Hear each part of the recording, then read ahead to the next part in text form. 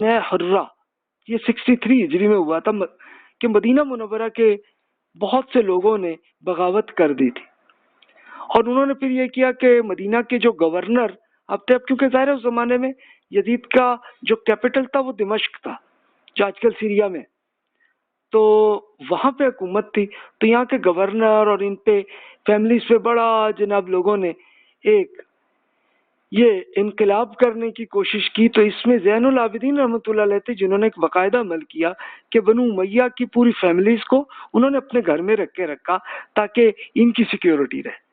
تو اس وجہ سے زین العابدین رحمۃ اللہ علیہ پہ بنو امیہ بڑی محبت کرتے تھے، اور یہ کس کے؟ حسین رضی اللہ عنہ کے بیٹے تھے، یہ معاملہ تھا۔ پھر بنو امیہ میں آپس میں اختلافات رہے 63 میں، اور پھر آپس میں لڑائی جھگڑے میں چلو پھر اینڈ پہ آ کے مروان بن حکم جو پہلے مدینہ کے گورنر تھے ان کو حکومت ملی، وہ بھی تھوڑے عرصے میں فوت ہوئے، تو ان کے بیٹے عبد الملک کی حکومت آئی 65 ہجری میں، اور وہاں سے پھر آنورڈ انہوں نے پورے کنسولیڈیشن کر لیا معاملہ، تو پھر عبد الملک نے بادشاہت قائم کر لی۔ تو اصل میں عبد الملک سے ہی بادشاہت شروع ہوئی۔ تو عام طور پر اس کو خلافت و ملوکیت کی جیسی کتاب ہے مودودی صاحب کی، تو انہوں نے تو کچھ اس میں اختلاف بھی کروں گا ان سے، لیکن اصل میں یہ عبد الملک صاحب ہی تھے کہ جنہوں نے ایک طرح کی بادشاہت کی، لیکن بادشاہت یہ 100% ویسی نہیں تھی کہ بادشاہ جو کہیں جب ویسے ہی ہو جائے، نہیں، بلکہ پھر بھی یہ امرہم شورا بینہم کا بڑا حصہ چلتا رہا۔ اس کے بعد توابون کی تحریک ہوئی، توابون کی یہ عراق میں ہوئی تھی، جنہوں نے ایک ثانیہ کربلا کے بیس پہ انہوں نے ایک یہ بغاوت کی تھی، لیکن وہ ختم ہو گئی۔ مختار ثقفی نے ایک پوری ایک تحریک کی اور وہاں پہ اپنی حکومت قائم کرنے کی کوشش کی تھی، لیکن بہرحال اب ابن زبیر عبداللہ بن زبیر رضی اللہ عنہ کے ذریعے ہی یہ ختم ہوا۔ اور لیکن اس کے بعد حجاج بن یوسف یہ گورنر بنے عراق اور عرب کے، تو انہوں نے مختار ثقفی کی پوری، اور یہ پھر خوارج جنہوں نے حضرت علی رضی اللہ عنہ کو اور حسن رضی اللہ عنہ کو شہید کیا تھا، اور پھر انہوں نے معاویہ رضی اللہ عنہ کو شہید کرنے کی کوشش بڑی کی تھی، کامیاب نہیں ہوئے، تو وہ پوری بالآخر حجاج بن یوسف نے صحیح طرح سے کنٹرول کیا، اور پھر انہی کی ملٹری نے مکہ مکرمہ کو بھی دوبارہ فتح کیا، اور ابن زبیر رضی اللہ عنہ کی حکومت ختم ہو گئی۔ تو اب ظاہر نیت جس کی بھی جو تھی اللہ بہتر جانے، اس کا فیصلہ وہی کریں گے۔ تو بہرحال روایات میں جو کچھ ہے میں نے صرف اتنا حصہ ہی آپ کے سامنے بیان کیا کہ جو آپ یہ کہہ سکتے ہیں کہ جو حقیقتاً سامنے ہوا ہے، یہ بالکل ایسے ہی کہ جیسے آج کل کوئی واقعہ ہوا، جیسے مثال کے طور پہ 2001 میں ہوا 9/11۔ اب 9/11 میں یہ تو حقیقت ہے، پوری دنیا تمام انسان مانتے ہیں کہ 9/11 میں ہوا ہے، اور بہت بڑے بڑے ایریاز جو تھیں نیو یارک میں تو وہ تباہ ہو گئے تھے۔ چلو اتنا واقعہ تو ہے، سب میں اتفاق ہے، لیکن اس میں اختلاف ہے کس نے کیا اور کیا کیا، کس کی کیا نیت تھی، یہ اللہ بہتر ہی جانتا ہے۔ تو اس لیے ہسٹری میں ہمیں ان چیزوں میں نہیں پڑھنا چاہیے، میرا مشورہ یہی ہے۔ باقی اس پہ پروپیگنڈا بہت کچھ ہے، اور پروپیگنڈا میں ایک مین چیز ہوتی ہے کہ جھوٹ کو اتنا زیادہ پھیلائیں کہ سب لوگ سچ مان لیں، تو طریقہ یہی ہوتا ہے۔ تو اس لیے میں مشورہ یہی دوں گا آپ کو کہ اس پورے کرائسس میں بیسیکلی یہی تھا کہ حکومت جو بھی کرنا چاہ رہے تھے، اور اس میں معاملہ ہوا، اور بہرحال بنو امیہ کی حکومت بن گئی، اور یہ عبد الملک بن مروان کی حکومت اسٹیبلش ہو گئی، اور اسی کے گورنر حجاج بن یوسف تھے، اور وہ عراق کے ساتھ ایران اور ان سارے ایریاز کو کنٹرول اب وہی کر رہے ہیں۔ واقعہ یہی تھا۔ ہم اب اگلے واقعات پہ آتے ہیں۔ دوبارہ اب اچھی حیثیت آئی، اس کو استحکام، ترقی اور توسیع کا یہ تیسرا دور آیا۔ یہ 73 ہجری میں شروع ہوا اور 125 ہجری تک چلتا رہا، یعنی اب دیکھیں اچھے خاصے ان کو 50 سال مل گئے۔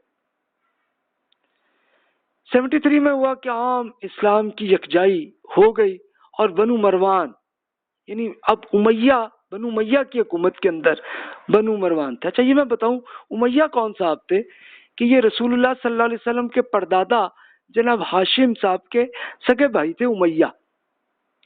اب ہوا یہ کہ دونوں امیہ میں بھی اور ہاشم میں بھی بڑی اچھی صلاحیتیں تھیں، انہوں نے ایک یعنی رسول اللہ صلی اللہ علیہ وسلم سے کافی عرصہ 70-80 سال پہلے یہ بزرگ گزرے، تو انہوں نے حکومت میں بڑا معاملہ کیا، اور امیہ صاحب جو ہیں انہوں نے یہ کی حکومت کے مین اہم آدمی بن گئے۔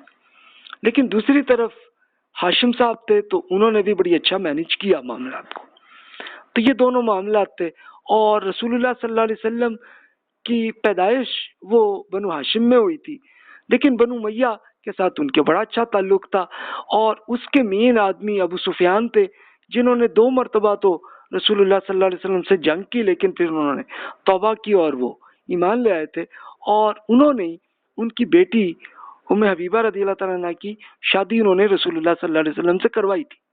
یہ واقعہ ہو گیا تھا، اور پھر معاملہ تھا، لیکن اب رسول اللہ صلی اللہ علیہ وسلم کے جب اس دنیا سے رخصتی ہوئی تو اس کے بعد تو پھر صحابہ کرام کے زمانے میں تو چل گیا معاملہ، لیکن اگلی نسل میں اب بنو امیہ بھی بڑی تعداد ہو گئی، بنو ہاشم کی بھی بڑی ہو گئی، اور ان میں آپس میں چلنے لگا سلسلہ، لیکن بنو امیہ کو کنٹرول رہا۔ اب یہ بنو مروان کی ملٹری زیادہ اچھی تھی۔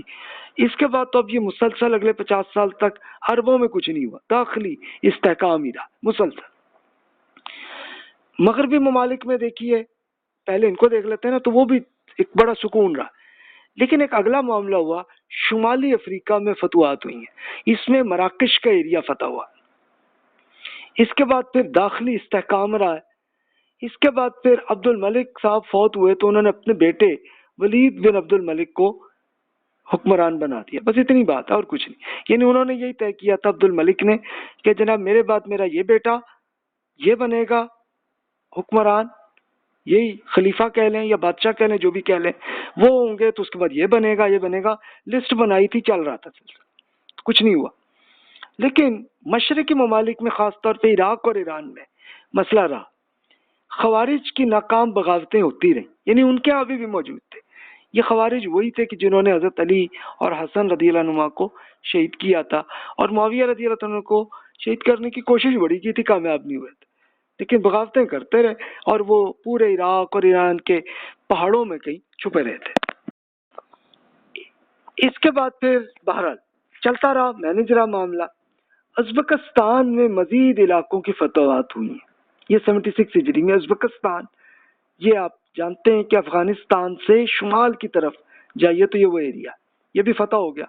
اصل میں کیا تھا کہ اب یہ پرشین امپائر کا باقیات، یعنی کچھ جو ان کے لوگ رہ گئے تھے، ان کا تھوڑا سا ازبکستان کا حصہ ان کے ہاتھ میں تھا، وہ بھی گیا، یعنی اب پرشین امپائر بالکل سرے سے اب فنا ہو گئی۔ داخلی استحکام پھر قائم ہو گیا 81 میں، 83 میں واسط کی ملٹری بیس بھی قائم ہو گئی۔ یہ واسط، یہ پورا ایریا، یہ پورا ازبکستان کا ایریا، اور تاجکستان کا بھی بڑا ایریا فتح ہو گیا، اور داخلی استحکام ہو گیا۔ چلو وہاں پہ بھی وہ جو کرائسس کا معاملہ تھا، چھوٹی موٹی بغاوتیں ہوئی اور بس، اور کچھ نہیں ہوا۔ اب آپ دیکھیے کہ آپ ایریاز کو دیکھیے کہ یہ بالکل بلیک براؤن کلر رسول اللہ صلی اللہ علیہ وسلم کی حکومت، عمر اور عثمان رضی اللہ عنہ کی حکومت یہ بالکل براؤن کلر کی ہے، جس میں خراسان سے لے کے لیبیا تک۔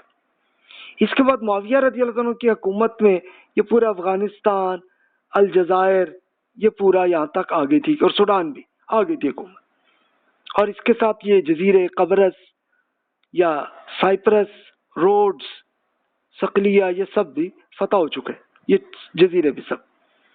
لیکن اب آ کے ایک بہت زیادہ ایک مزید فتوحات آئیں، یہ 92 اور 93 ہجری، جس کو آپ 711 اور 13، یہ 3 سال آپ کر لیں، یہ وہ ایریا ہے کہ جو خاص طور پر بڑی فتوحات ہوئی ہیں۔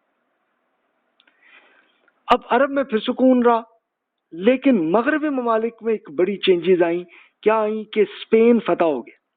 اچھا اس میں کیا ہوا تھا کہ اسپین میں وہاں کے کرسچنس کی میجورٹی تھی، اچھا ان کے بادشاہوں میں آپس میں لڑائی جھگڑے تھے، بڑے کرائسس چل رہے تھے، تو انہوں نے اب الجزائر کے جو گورنر تھے ان کو ریکویسٹ کی کہ جناب ہمارے مسئلے حل کریں، تو انہوں نے پھر کیا ایکشن۔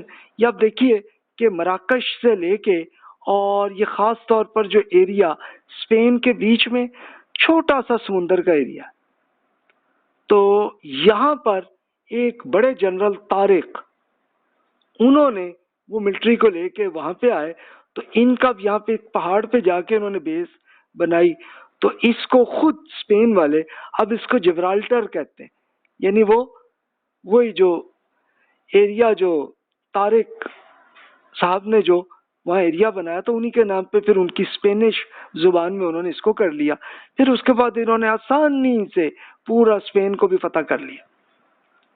اچھا، دوسرا کام مشرق میں ہوا، یہ وسطی ایشیا میں تاجکستان کا جو ایریا، یعنی اب آپ یہ دیکھیے کہ پہلا ایریا تھا ترکمانستان، اس کا بڑا حصہ ہو گیا خراسان. پھر اس کے بعد دیکھیں ازبکستان بھی پہلے فتح ہو چکا تھا، اب آگے تاجکستان اور کرغزستان، یہ اوپر کا ایریا، یہ سارا بھی فتح ہو گیا. افغانستان پہلے ہی فتح ہو چکا تھا. اچھا، تیسرا کام 93 میں ہوا سندھ، اور کچھ مہینوں میں انہوں نے سندھ کا پورا حصہ جو سندھ کا صوبہ ہے، اس سے پہلے بلوچستان کا بڑا حصہ پہلے ہی فتح ہو چکا تھا، لیکن اب انہوں نے آگے 94 میں آ کے ملتان، اس میں آپ سب نام جانتے ہیں، محمد بن قاسم اس کے مین جنرل تھے، اور انہوں نے پورا سندھ سے مراد یہ آج کل کا صوبہ سندھ، اس کا کچھ بلوچستان کا بڑا حصہ اور پنجاب کا بڑا حصہ جو کہ ملتان تک کے ایریے کو فتح کر چکے. تو یہ پورا ایریا بڑی آخری فتوحات آپ کہہ لیں کہ یہ بس صرف، یعنی اب صحابہ کرام رضی اللہ عنہم کے معاملات تو بس یہ لیبیا تک آیا تھا، اور چلے الجزائر تک تھے، معاویہ رضی اللہ عنہ نے کرا دیا تھا معاملات کو، لیکن اب یہ اگلا سٹیپ کر لیا، یہ تابعین نے کر لیا کہ تاجکستان، سندھ اور اسپین فتح ہو گئی. تو یہ اہم واقعات ہو گئے. تب آپ دیکھیں یہ پورا اتنا بڑا ایریا، اس کو مینج کرنا بڑا مشکل تھا، اس کو بہت مشکل کام ہی تھا، لیکن چلو بنو امیہ نے اور مزید عرصے تک کرتے رہے. اب دیکھیے 98 to 125 تک کا جو پیریڈ ہے، میں ہجری کیلنڈر میں کر رہا ہوں اور عیسوی کیلنڈر سامنے لکھے ہوئے آ رہے ہیں، آپ دیکھ سکتے ہیں.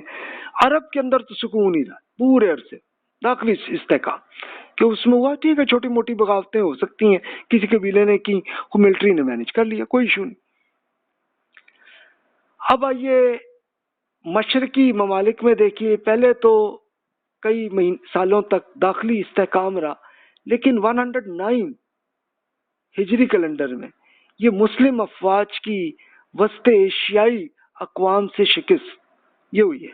ایک یہ اہم واقعہ ہوا ہے کہ مسلمانوں کی فوج کی، اب یہ کوئی ازبکستان اور ترکمانستان کے ایریے میں وہاں کی اقوام نے کچھ وہاں پہ وہ ایک کر لیا انہوں نے معاملات کو، لیکن چلو پھر بھی وہ حصہ انہوں نے مینج کر لیا. اس طرح سے کچھ عرصے کے لیے ہوئی بغاوتیں، لیکن چلو بغاوت کو انہوں نے پھر 2 سال کے لیے مسئلہ رہا. خراسان میں مسلسل ناکام بغاوتیں رہی ہیں، چلتا رہا سلسلہ. شمالی ایران میں دوبارہ کنٹرول رہا 119 میں. عراق میں زید بن علی نے ایک یہ بغاوت کی تھی، عراق میں ناکام رہی ان کی. اس کے بعد پھر داخلی استحکام رہا. یعنی دیکھیں تو چھوٹی چھوٹی بغاوتیں، اسپیشلی یہ جو ایریا ترکمانستان، ازبکستان، خراسان، یا خراسان آج کل ایران کا حصہ ہے، تو اس میں رہیں بغاوتیں. عراق میں بھی کچھ رہیں، لیکن مینج رہیں، معاملہ مینج رہا. اچھا، مغربی ممالک میں دیکھیے تو ایک اہم یہ 98 ہجری میں واقعہ ہوا کہ عمر بن عبدالعزیز کی خلافت بنی. اب عبد العزیز کون صاحب تھے؟ ان کے والد یہ عبد الملک کے بیٹے تھے عبد العزیز. تب عبد العزیز صاحب تو فوت ہوئے تھے، ان کے بیٹے عمر کو خلیفہ بنایا. اب یہ بنو امیہ کے صرف ایک صاحب ہیں عمر بن عبدالعزیز ہی، جس پہ پوری امت کا اتفاق ہے کہ یہ جناب بڑے نیک آدمی تھے، بڑے اچھے نیک سکولر تھے. اب ہوا یہ کہ جب ان کی حکومت ہے، انہوں نے دوبارہ صحیح طریقے سے، اب بنو امیہ میں ان کی حکومت میں کرائسس بھی چل رہے تھے اور کچھ کرپشن کے معاملات بھی چل رہے تھے، تو عمر بن عبدالعزیز رحمۃ اللہ علیہ نے اس کو ختم کیا. تو اس پہ ایک بڑا ایک لطیفہ آتا ہے ایک روایت میں کہ بنو امیہ نے بڑا احتجاج کیا کہ عمر بن عبدالعزیز کی پھوپھی جو ہے ان سے جا کے کیا کہ دیکھیں جی یہ عمر دیکھو ہمیں بزنس نہیں کرنے دے رہے، کہہ رہے ہیں تم تو حکومت میں ہو، کانفلکٹ آف انٹرسٹ ہے، تم یہ کر رہے ہو، یہ نہ کرو، یہ کرنی ہے، دیکھو جی ہم پہ کتنا مشکل آ رہا معاملہ۔ تو پھوپھی نے ایک بڑی مزیدار بات کی، کہتی میں نے تمہیں کہا تھا کہ عمر بن خطاب رضی اللہ عنہ کی فیملی میں شادی نہ کرنا، خود میرے اپنے بھائی عبدالعزیز نے یہ کیا کہ عمر بن خطاب کی پوتی کے ساتھ شادی کر لی۔ اب جب شادی ہوئی تو ہوا یہ کہ عمر بن خطاب رضی اللہ عنہ کی جو پوتی تھی وہ ایک بالکل کپڑوں کے اندر لپیٹ کر ایک بچہ نکال کے لے اور وہ عمر ہی تھے۔ یعنی اس پہ یہ کہا جاتا ہے کہ عمر بن عبدالعزیز رحمۃ اللہ علیہ نے حکومت کو بالکل اپنے پر نانا عمر بن خطاب رضی اللہ عنہ کی جیسی حکومت کو ویسا ہی کر دیا تھا۔